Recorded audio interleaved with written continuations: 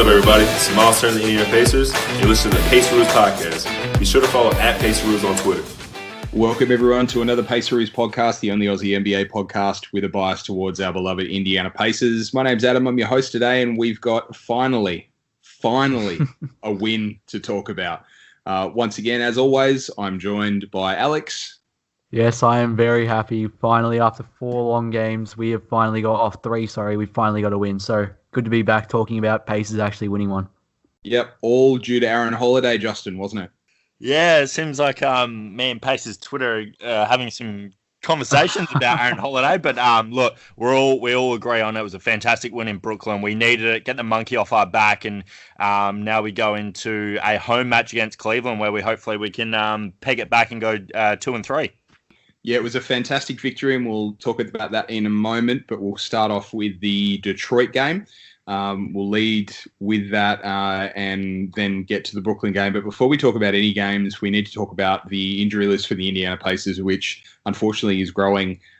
We knew that we were going to be without Victor Oladipo for the first couple of months of the season at a minimum. That injury list has grown by 2. First with Edmund Sumner. With a hand injury, he'll be out for a minimum of 3 weeks. He'll be reassessed in 3 weeks.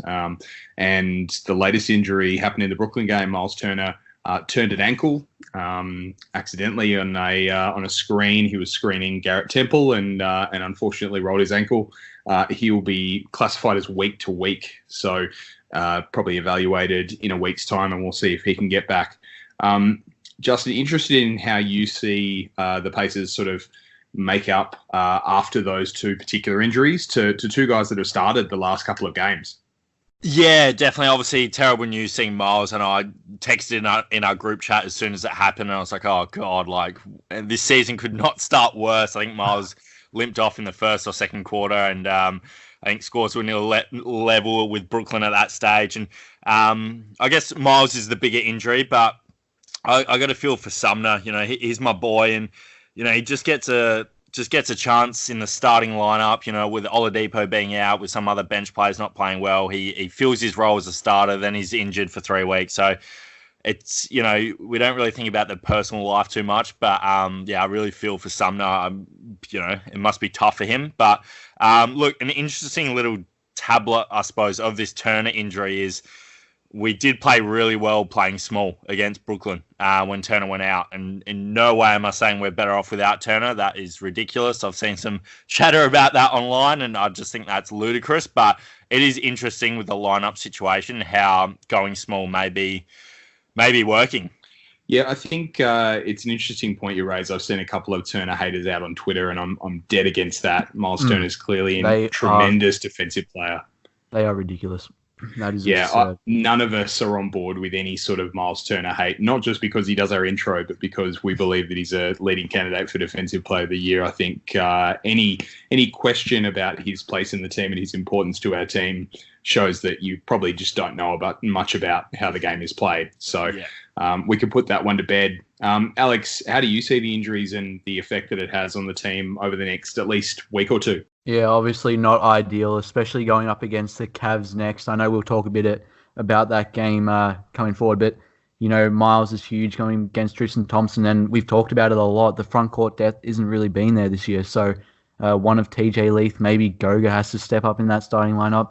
I'd love to even see Jakar Sampson get some of those 4 minutes, or you can play small ball with Warren at the 4. So there's still a lot of options there, but with Turner going out, it's a massive hit defensively, and that depth gets even thinner than it already was. It's certainly a challenge for a team that was already losing, you know, or without its only All-Star at the moment. So we'll see how we can bounce back. But it looks like we've got a second All-Star on our list, on our team list at the moment, because Malcolm Brogdon's been playing some incredible basketball, and I know Justin, he's obviously very close to your heart. You appreciate a good point guard.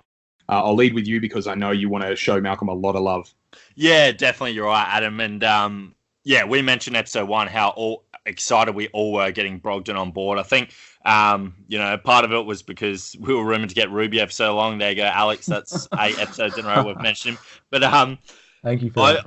I never thought Brogdon was this good in Milwaukee. I always knew, he won Rookie of the Year and he played his role for Bucks. And I think he even mentioned recently that a change of scenery for him was going to be the best thing. He knew he could give more to a team than he was giving with Milwaukee. And, he's showing that. You look at his, first couple of games, 15, 8, and 11, 32 and 10, 22 points, 3 rebounds, 11 assists. He's near a triple-double most games. And just his on-court awareness. Like I've said, Pacers never have that true point guard that can score, can, pass, low on turnovers, high free throw efficiency. He just does it all, and he's really turning into my favourite player outside Oladipo, obviously. But that's one thing, even when we were 0-3 and, the season wasn't looking too good, just thinking about that Brogdon-Oladipo tandem, it makes me lick my lips. Yeah, I think that's not a visual I want, Justin. So we'll leave that one there. But Alex, you did a really cool video on Malcolm Brogdon at AK Riley 5. If you're not following him on Twitter, but everyone else is, so you probably are too. You clearly love Malcolm yourself, and did a really nice tribute video to the first couple of games he's played for the team too. Yeah, well, he has been nothing short of incredible. And he's doing all this with poor shooting percentages. He's shooting his lowest percentage out of his career from both the field and three-pointers. So I expect that to turn around, and he's averaging 22, 5, and 11, leading the league in assists. Justin talked about it. We all knew he was good, but he was the fourth or fifth option on the Bucks. So, him becoming that first, he's running the team, really. So I think it's the first time in his career he's been able to do that, and he's showing why we paid the money we did and why we gave up the draft picks for him.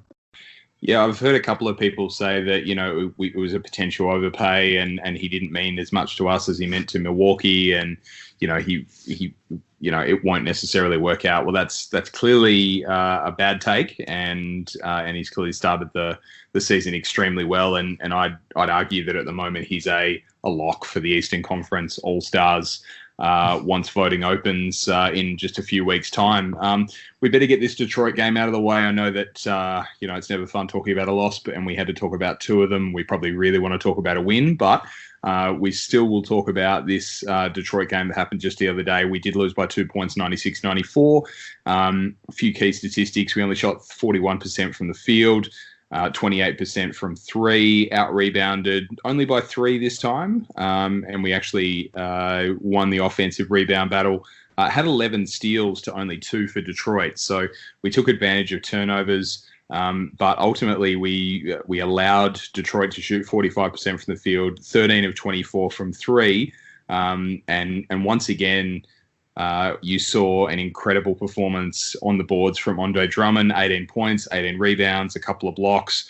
And the bench didn't really do a great job of containing a guy like Christian Wood. He ended up with 19 points, 12 rebounds, which was by far his best game of the season. So more of the same, unfortunately, in the third game of the season. Alex, how did you see the loss to Detroit? Yeah, well, I just want to say right away, Christian Wood will not hit 3 3-pointers in a game again. Luke Kennard hit an absolute ridiculous 3 as well. So, I'm not here to make excuses, but there's a couple of things that didn't go our way in that one, but we lost it fair and square. And Derrick Rose, Justin, your man, killed us once again in the clutch. But he hates me. He really does. He hates the Pacers, I think. Him and Drummond must mark us on their calendar every year. Yeah. But I think once again it was the bench production for me that was disappointing. There was not one person, and I know plus minus isn't the greatest indication, but there was not one player coming off the bench that was a positive plus minus, and the leading scorer was 6. So once again, I think the bench production for that game was really disappointing. The starters, they did their job for the most part. Sumner was good on defense. Brogdon struggled from the field, but I thought it was a leading into that Brooklyn game. I thought it was a good turnaround. That second half was really impressive. Yeah, I totally agree. I think one word that game would sum it up for me is frustrating. I think the Pacers should have won. They had their chances in the fourth quarter. I think Detroit went on a 3 or 4 minute scoring drought, and I thought, oh yes, this is our chance, I suppose. We got the lead. I think we got up 3 or 4, and then like you mentioned, Alex Kennard hit that ridiculous 3. But we had our chances to win. I think I was always concerned about who was going to get the ball in the crunch. who's going to take that shot? And it seemed like we were a bit hesitant. Brogdon had a few open shots he should have hit. And then obviously Warren's clock management there when he jacked that 3 with 7 seconds left was pretty poor. That's when I think as a Pacer fan, you go, oh man, I wish we had Oladipo. Like, I wish he was on the court that play. But yeah, look, as I've mentioned before, when I saw D Rose driving to the hoop, he just always kills us. Although he didn't shoot that well, he didn't play that great, he just always puts a dagger in the Pacers fans' heart. But on the bright side, I think fans could see that turnaround where game 1 and game 2 against Detroit and Cleveland, we looked terrible. I haven't seen Pacers play like that nearly in my lifetime. Like, there was just no heart, no energy. Defense was everywhere. In that second half against Detroit, you could actually see an improvement. And I think that carried over to the Brooklyn game. Agree. I think our man Justin Holiday got quite a few minutes as well in that second half. TJ Warren started to hit some shots, which was a welcome sight for a team that was out without, obviously, its 2 scoring shooting guards in Oladipo and Jeremy Lamb. Missed that game as well. But you guys touched on it earlier. I mean, ultimately, you've got Malcolm Brogdon 5 for 17 from the field, TJ Warren 9 for 22, Sabonis was 8 for 18. So, we had 3 of our sort of major offensive contributors, or we hope for them to be our 3 main offensive contributors in this current starting lineup, shooting poorly from the field and unfortunately unable to convert. So I think that ultimately was the difference. We started to see, as you say, a glimmer of hope, which obviously leads us to the second game that we've played this week against the Brooklyn Nets. We managed to get our first win, as we touched on earlier, 118-108. It was a high-scoring game.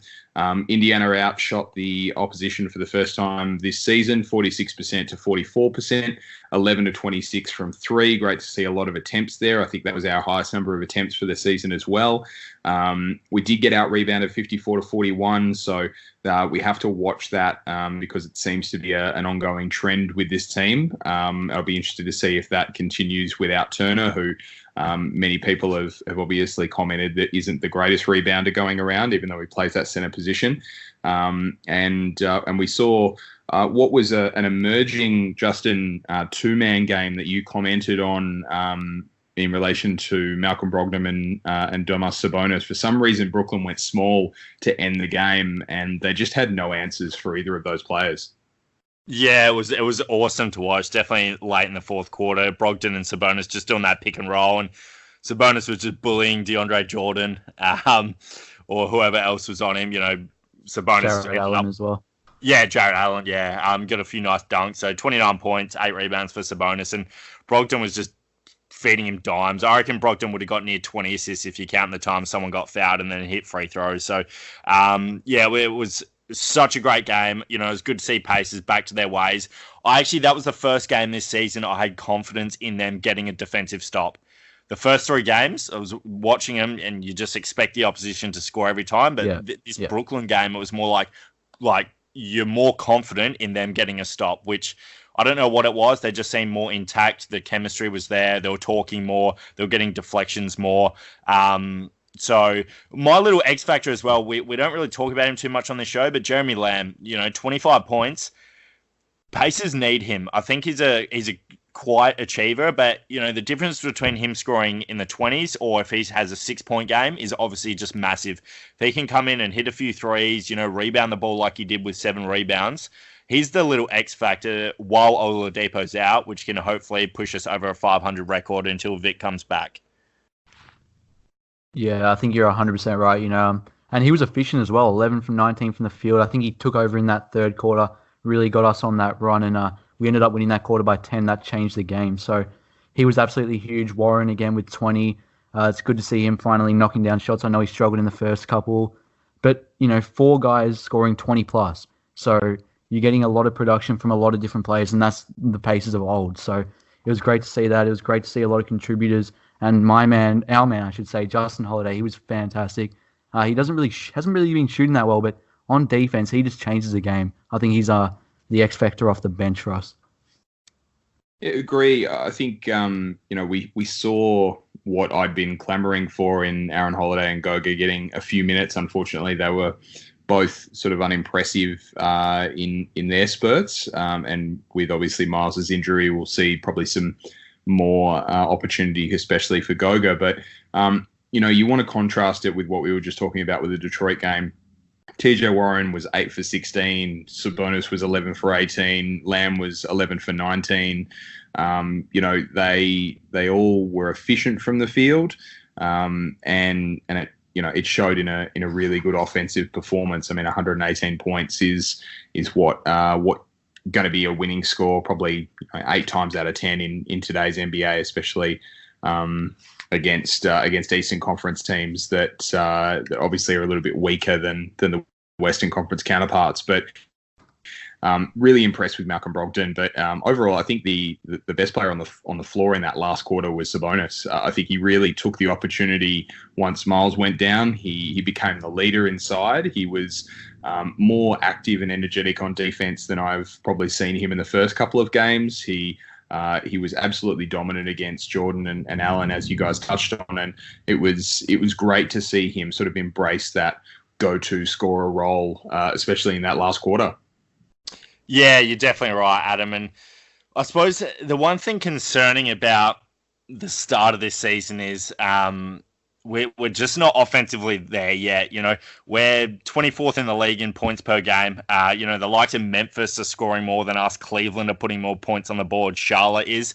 And my biggest concern, which I'm not sure many people are, aware of, is we're tied dead last for 3-point makes on average per game with 8. We're dead last for 3-point attempts. So then what do you think? That's okay. If in contrast, we're getting to the hoop and drawing fouls, well, we're actually dead last in the league in free throw attempts. So to me, that's a real concerning stat. You're nearly dead last in the league in 3-pointers attempted, 3-pointers made, and then free throws attempted, we're dead last. Like, what's our identity on the offensive end? I don't know yet, and I'm a bit concerned about those statistics. And it's particularly pertinent with that 3-point percentage, because I remember Jeremiah and Pat Boylan saying before the season started that one of the things that Nate actually had on his whiteboard was the number 30, and that was in relation to 3-point attempts. That was had a question mark beside it, so they weren't sure whether that was something that they were able to achieve. But it showed that even in the coaching staff's mind, this was a number that they were looking to get to in terms of 3-point attempts. And we're putting up 8. Yeah, because obviously the attempts haven't been there, therefore the makes can't be there. As a very wise man once said, you miss 100% of the shots you don't take. So, Michael Scott. Yeah, absolutely. So, if we're not seeing the attempts from 3-point range, then we're not going to be able to capitalize on the shooters that we've all of a sudden got on the floor. And Alex, is that a concern for you as well? Yeah, I was actually just going to bring that up before you guys did. The 3-point attempts is definitely a massive concern. I'm not as concerned about getting to the line. I think that'll change. Domas is going to bang down there, and the guys can get there at any time, and they're knocking them down as well, which was a massive problem last year, free throws. But yeah, you're right. I mean, 26 against Brooklyn. I think it was like 21 or something against Pistons, which that's terrible. That's early 2000s, mid 2000s offense. So I think, the successful team's going to be putting up 30+. So hopefully the Pacers have the shooters this year. There's no real excuse. Even Sabonis was knocking them down against the Nets. So I think you have to attempt more than, what they're attempting right now, around 24, 25. You have to bump that up to at least around 30. And for me, the key to that in our starting lineup is TJ Warren. I mean, he was 0 for 1 against Brooklyn. Yeah. I think he's only hit like 1 for the season or something, like 2. Yeah. And we remember that first game at India where he was 4 for 5. So ultimately, I think he needs to be, accountable for stretching the floor a fair bit more than he has done so far. And, if we can convert, 4 of his field goal attempts, his 2-point field goal attempts into 3-point field goal attempts, we'll see those attempts rise. We'll see, us go around that 30 number, which is where we need to be. And even, having guys like Justin Holiday, Doug McDermott, Aaron Holiday off the bench, all of those guys are going to attempt shots. And even, giving Goga the opportunity to attempt 1 or 2 if he gets a few more minutes can only bring positives, I think. So I think we probably just need to be more aware of that. It's clearly something that we're going to focus on the off season. So it'll be interesting to see with with Miles out if because we're potentially going a bit smaller if 3-point attempts become more of a focal point of the offense without our big man, our center. Yeah, I agree. And I think, the next 3 games, just if we lock in on the next 3, I think they're going to show what our bench is made of. You've got Sumner out, you've got Oladipo out, you've got Miles Turner out. There's all rumours about younger players wanting minutes and, they don't like, the minutes Nate McMillan's handing out. Well, there's going to be minutes on offer the next 3 or 4 games. So it's going to be really interesting to see, the likes of McDermott, how he shows on the court. Goga, he's still a rookie, so wouldn't go as harshly on him. TJ Leaf, everyone's boy, Aaron Holiday, see how he goes in the next 3 or 4 games. So, there's nothing more than I'd love is Aaron Holiday get 20, 25 minutes the next few games and he scores double digits and hands out 6 or 7 assists. So I'll be definitely honing in on that in the next few games because the minutes will be there. They will. I think we'll touch on the next 2 games. Obviously, we've got Cleveland again. We touched on Sabonis getting burnt by Kevin Love. I feel like Sabonis on Tristan Thompson is probably a little bit of a better matchup because Tristan can't hurt you as much offensively and Domas can box out. But who do you see guarding Kevin Love, Alex? I actually think TJ Warren. I think he's going to slide to the 4, and then maybe Justin Holiday comes into that starting lineup. We talked about it earlier, but with Turner out, that's a massive out defensively. Sabonis is going to move to the 5, so I think Warren is probably your best bet right now. Maybe even Justin Holiday if worse comes to worse, or you can slide a guy like Jakar Sampson. He impressed me in the preseason. You love him. I think he should be getting minutes. I really do. He's obviously better than TJ Leaf, so I think he's good defensively and he would be a good option. So I don't know. You've got a lot of options there, but anyone but TJ Leaf, to be honest with you. Yeah, agree. I think ultimately we need Justin Holiday to step up. We need some Goga. We need potentially some Goga and Domas. We need to probably experiment with that while Miles is out. Justin, what's your key to the Cavs game? A win. Legit, we need to win that game. Yeah, it is a must take. Yeah, we're winless. Obviously, we're 0-1 at Bankers Life. It's the Cleveland team. We've already lost to them. We're starting to build that confidence. Understand we got injuries, but there is no other way to put it than we should win this game. We're talented enough. We've always got a good home record. I want to, if we come out of this stretch 2-3 with how we started, I'll nearly take that as a win at this point. Yeah, definitely with how unimpressive we were in the first 3 games. The 5th game of our season, the 6th game of our season happened against Chicago. That's on Australia time, November 4th at 9 a.m., bit of an early start on Monday morning our time.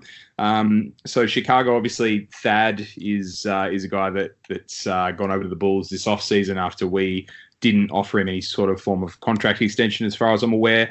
What do you see as the key to this game, Justin, in terms of who do we have to stop or who has to step up and have a big game? Yeah, it's going to be a good game, I think. Obviously, it'll be exciting seeing Thad Young play us and, him probably matching up against Domas, I assume. My obviously player to watch out for is Zach LaVine. He's been on a bit of a tear lately. He can put up points really quick. He's athletic. Maybe a Justin Holiday might go to him. I was about to say the same thing. Yeah, so, they'd probably match up versatility-wise, but obviously LaVine can drop 30 on anyone. So, really excited. 2 Central Division rivals coming up. So, we're already 0-2 against Detroit and 0-1 against Cleveland. So, we really need to build some, strong standings in the Central Division. Alex, who's your key against Chicago? I'm going to go with Lauri Markkanen. I know I haven't watched much of the Bulls this season, but he's been killing us in the last season, and I think he's a guy that's going to stretch the floor, so Domas has struggled against them, though given he might be playing center, so maybe Warren switches out there. I still think he'll give him buckets, though. And anyone that comes to Bankers Life apparently turns into Steph Curry, so you're going to have to guard the perimeter in that one. Bulls have looked terrible from what I've seen. I think that's another game you should not be dropping if you're the Pacers, especially at home. Yeah, for me, you've got relatively inexperienced guards off the bench in Archie Diacono and Kobe White. It's an opportunity for Aaron Holiday to hit some shots. I think it's a real opportunity for him to step up. This is his game. This is the key game for me. This is where I want to see Aaron Holiday get significant minutes, and this is where I want to see him hit some shots. So the not necessarily the Cleveland game. I'm earmarking the Chicago game as the Aaron Holiday game. You've heard it here first. I'm putting all my eggs in that basket. I love it. I cannot wait to tweet you during that game. But I know we're going to wrap up soon, but I want your guys' opinions. Obviously, big NBA thing. I want your opinion on the Embiid and Karl Anthony Towns fight. That was amazing. I know you guys, I was tweeting you guys about it actually when it happened, and I can't believe that Ben Simmons didn't get ejected from that game because he didn't get a suspension or a fine, and they were saying he was a peacekeeper, but I've never seen a peacekeeper put someone in the chokehold. So that was definitely entertaining. I think the Twitter and Instagram feud might be better than the actual game itself, though, considering Timberwolves got blown out, but definitely entertaining nonetheless. Yeah, that was a vicious couple of tweets there between the two, especially from Joel. He obviously brought up some deep wounds for Cat. So apparently March 15th is the next time these two teams play, being different conferences. They'll only play twice this season. So earmark March 15 as a significant game on the NBA calendar, but I loved it. I want to see more of it. Yeah, I think that's a game you want to sit down and get the popcorn and watch it. People said they want that game rescheduled to Christmas Day. It should be I would love that. Very interesting. And I didn't mind Jimmy Butler chiming in on it as well. It's very interesting. There's so many subplots of the season. I just thought I'd get you guys' take on that little scuffle. So much for Joel not talking trash this season. That lasted all of a week. Oh, yeah. geez.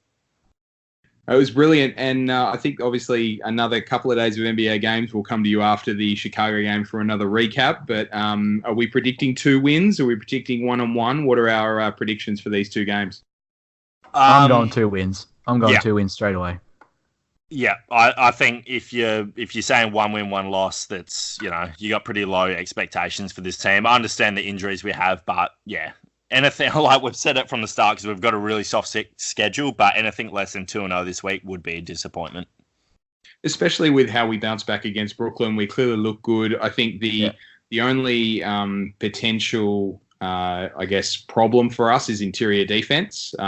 If Domas is as committed and energetic and, involved on defense as he was in the last half of that Brooklyn game, then I think we're going to be okay. But if there's any slippage there, or if he's not on his game, then players like Markkanen and Wendell Carter Jr. are potentially going to have big games. Kevin Love could have another big game against us. So I think, interior defense is going to be the key with Miles out, trying to sort of defend by committee and get that right. Alex, 2-0 for you? Yeah. Like I said before, it's definitely got to be 2-0. I think these are 2 weaker teams on the schedule, 2 weaker teams in the East. I think you got to take advantage, especially both of them being at home. I can't see them going anything else but 2-0. Awesome. All right, guys. Well, we'll wrap it up there. We'll see you early next week. Hopefully, we'll be 3-3 by then, back to 500. We'll be able to reset and have a big rest of the month of November. And we'll see you again soon on the Paceroos Podcast. Thanks so much for listening.